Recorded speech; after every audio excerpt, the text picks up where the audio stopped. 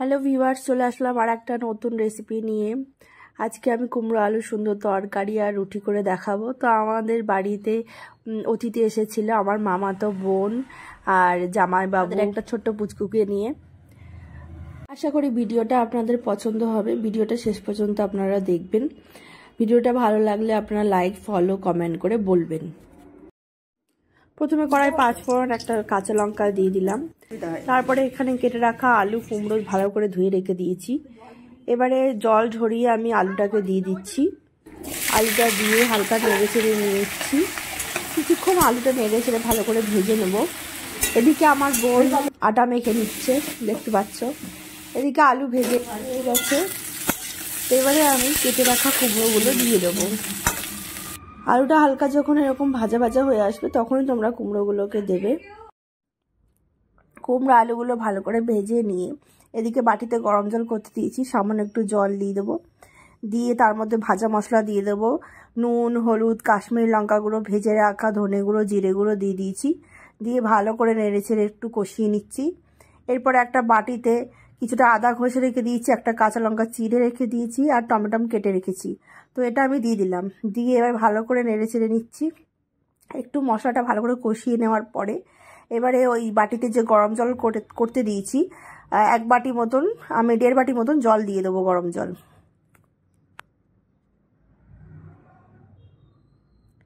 তো দেখতে পাচ্ছ জল দিয়ে দিলাম। জল দিয়ে এবার আমি এটাকে ঢাকা দিয়ে রাখবো 5 থেকে 10 মিনিটের জন্য।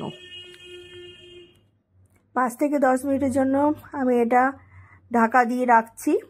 ঢাকনাটা খুলে আমি সামান্য চিনি দিয়ে দিলাম স্বাদের জন্য। দিয়ে একটু নেড়ে চেড়ে দিলাম। এবারে আমি এটা আর একটু ঢাকা দিয়ে রাখলাম। এদিকে দেখো আমার বোন ও রুটি বেলছে এদিকে, আর আমি একদিকে আমি রুটিটা সেকছি। তো তরকারিটা মোটামুটি হয়ে গেছে, সমস্ত কমপ্লিট। এবারে আমি এদিকে রুটি জোগাড় করি। তো রুটিটা বেলে দিচ্ছি আমার। রুটিটা বেলে দিয়ে দিল চাটুতে। আমি একসাথে 3-4টে রুটি সেঁকে নিই। তো এরকমভাবে হাত দিয়ে ওলট পালট করে দিই। এতে হালকা গরম লাগে, খুব একটা বেশি গরম লাগে না। এইভাবে 3-4টে রুটি আমি ভালো করে ওলট পালট করে নিচ্ছি।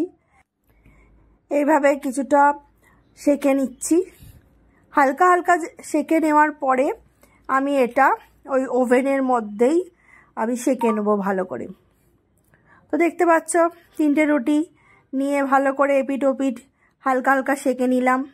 নিয়ে এবারে সেটাকে আমি ওই ওভেনে ফেললাম। ফেলে এইভাবে আমি বেলন দিয়ে আর খুন্তি দিয়ে এপিট ওপিট করে এটাকে তুলে আমি রুটিটা ভালো করে ফুলিয়ে নামিয়ে নিচ্ছি। তো আমি এরকমভাবেই রুটি করতে পছন্দ করি। এরকমভাবে কে কে রুটি করো তোমরা কমেন্টে জানিও। আর ভিডিওটা ভালো লাগলে তোমরা লাইক, ফলো, শেয়ার করবে। ভিডিওটা শেষ পর্যন্ত দেখার জন্য ধন্যবাদ।